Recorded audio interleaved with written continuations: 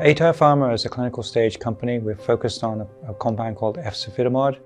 It's in phase 3 for sarcoidosis. And we have a pipeline of other biologics that we're developing in various different immunological states.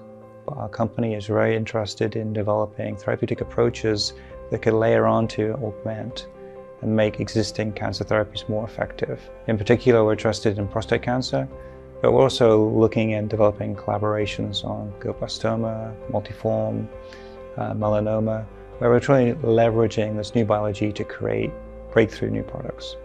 We approached Lonza with the RFP. They impressed us with their ability to provide a technically sophisticated business development group that really understand our needs, and then to offer us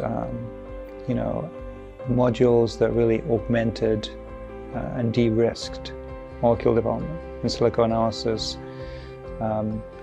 things that were useful and meaningful for us, immunogenicity analysis. So typically small companies don't have the experience to appreciate the significance of really placing your product in a plant where the fit for how you produce that product is well optimized.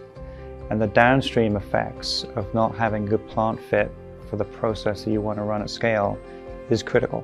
So you want to have a group working with you who understands how you scale. You start small and build moderately, but you need to understand, really have a line of sight for where that process is going to go. So we were very happy with the experience with Lonza. We would absolutely work with them again. I think that for any small biotech company that is considering an early phase project where they don't have a lot of resident in-house expertise, Lonza is an ideal partner to help you get through all of the challenges you need to kind of assess and deal with as you move from research grade materials to cGMP materials. And I think one of the big advantages is that they have that line of sight to commercial.